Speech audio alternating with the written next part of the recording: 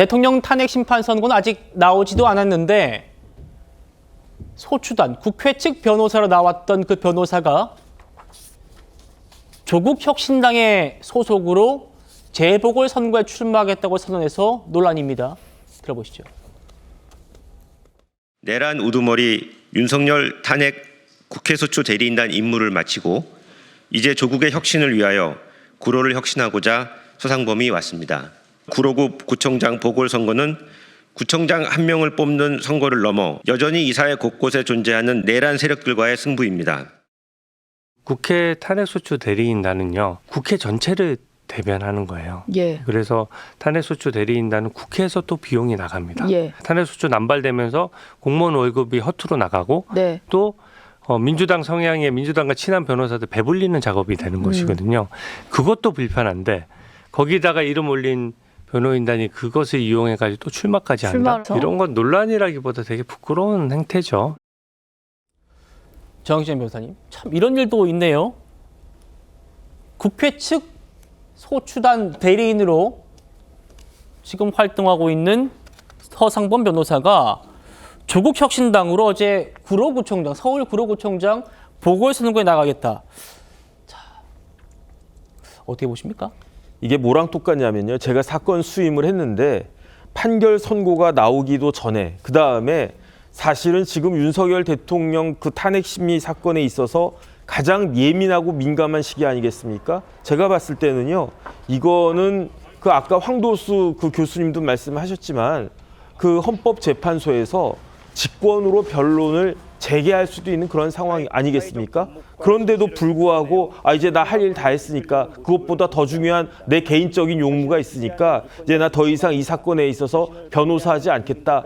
본인이 변호사하지 않겠다라고 하는 건 다 좋은데 조금 전에 주진우 의원 이야기한 것처럼 변호사들은 뭘 받습니까? 그 수임료를 갖다가 받는단 말이에요. 수임료 어떻게 받습니까? 착수금 받고 성공 보수도 받는데 만약에 지금 그 구로구청장 그 출마하려고 한다라고 하면 일단 국민의 세금으로 지급된 그 착수금 당연히 반환되어야 하고요.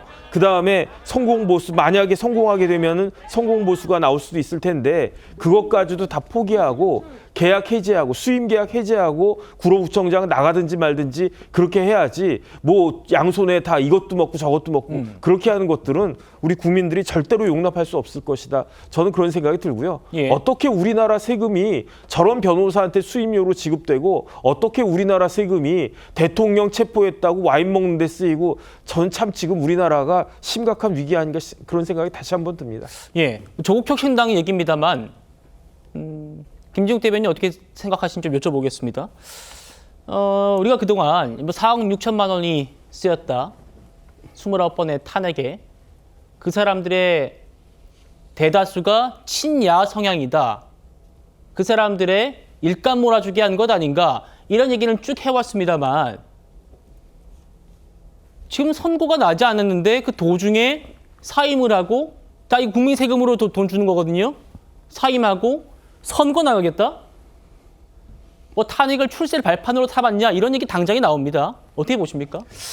그런 비판과 오해를 받기에 딱 좋은 상황이 되었다라고 봅니다. 그 변호인을 특히 이 탄핵 소추인단의 대리인단에 들어갔다라는 것은 지금 단순한 변호인이 된 게 아니거든요. 지금 많은 국민들이 밤잠을 못 이루어가면서 윤석열 대통령의 탄핵을 염원하는 그런 걸 지금 앞에서 대리하고 있는 상황이기 때문에 지금의 이 상황이 단순하게 개인의 어떤 일신상의 이유로 대리인단에서 빠지겠다 하는 것하고는 좀 차원이 다른 부분이 아닌가.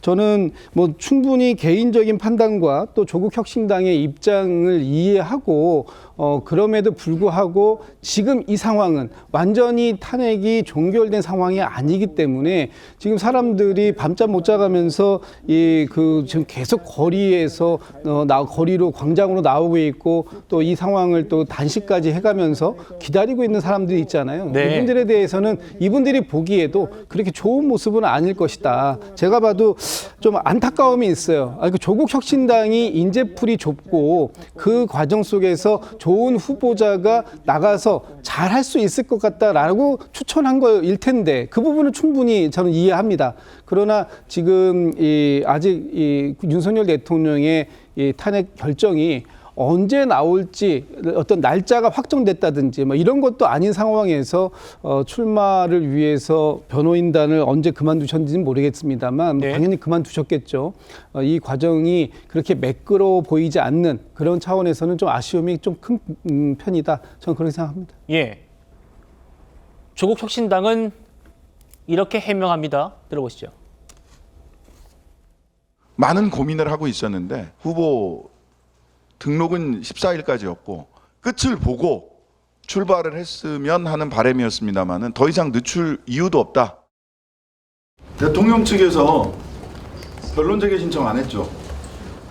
한이 많이 했는데 안 했잖아요. 대리인단 임무 끝났습니다. 끝난 겁니까? 설 변호사님? 글쎄요. 그러니까 이게 그 보통 일반적인 재판 같은 경우에는 선고 날짜 전에도 뭐 참고 서면이라든지 이런 것을 제출할 수가 있습니다. 그래서 뭐 지금 국회 같은 경우는 이 헌법재판소 같은 경우에는 오히려 재판부가 국회 소추위원단 측의 한덕수 국무총리 사건과 같은 경우에는 아니 증거도 어떤 선고기 변론 전개를 한 다음에 지금 제출해라. 그래서 지금 그걸 받아줬잖아요. 근데 그렇다고 한다면 대통령에 대한 탄핵 심판이 끝났나요? 저는 아직 끝났다고 생각은 개인적으로 들지는 않습니다.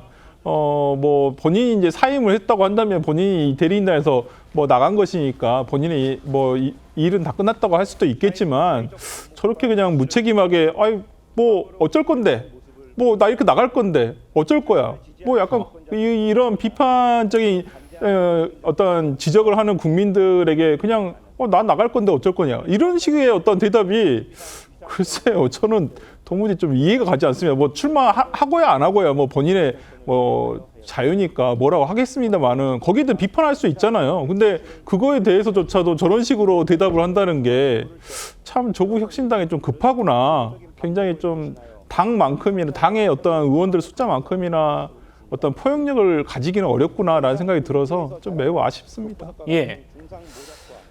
최 의원님께 마지막 여쭤보죠. 끝났답니다. 지금 대통령 선고 안 나왔잖아요. 그럼 이 상태가 지금 끝이어도 된다는 얘기입니까? 어떻게 들리십니까? 아니 끝나지 않은 거는 팩트죠. 왜 그러냐면 선고가 아직 안 나왔기 때문에 끝나지 않은 게 팩트입니다. 그러니까 끝났다는 거는 아마 저 변호사가 자기가 끝낸 거죠. 그러니까 예를 들어서 누구 그 피고인을 변호하다가 선고가 나오지 않았는데 중간에 나 그 변호인 그만두겠어라고 한 거잖아요. 그거는 뭐 팩트인데 그걸 지금 끝났다고 주장하면 저는 곤란한 것으로 보이고요. 다만 그거를 중간에 본인이 그만둘 수는 있는 거예요. 근데 이거는 이게 이제 작년 10월에 그 구로구청장 보궐선거가 확정이 됐잖아요. 근데 그 국회 측 대리인단은 작년 12월에 선정이 됐단 그렇군요. 말이죠. 그러면은 4월에 보궐선거가 있다는 사실을 명백히 알고서도 본인이 변호인단으로 참여를 한 거잖아요. 예. 그 얘기는 이 변호인단에 참여를 해서 내가 구로구청장 선거에 그때 뭐 나올 것인지 안 나올 것인지 확정했는지는 모르겠습니다만은 적어도 활용하고자 하는 그런 마음을 먹었다. 우리가 이렇게 보는 것이 합리적이잖아요. 그렇게 본다면 이거는 굉장히 염치 없는 짓이죠. 물론 그렇다고 해서 서상범 후보자의 뭐 저런 행위를 우리가 막을 방법은 없습니다만 예. 그러나 적어도 끝난 건 아니다. 그리고 지금도 윤석열 대통령 측 변호인단은 헌재에 추가 자료 계속 내고 있습니다. 그리고 언제 선고가 잡힐지 모르지만 그 중간에 헌재가 직권으로 변론 제기할 가능성도 얼마든지 있습니다. 끝나지 않은 건 분명하다. 근데 끝나지 않았는데 본인이 지금 나 끝났다고 주장하고 있는 것이다. 예. 이렇게 판단이 됩니다.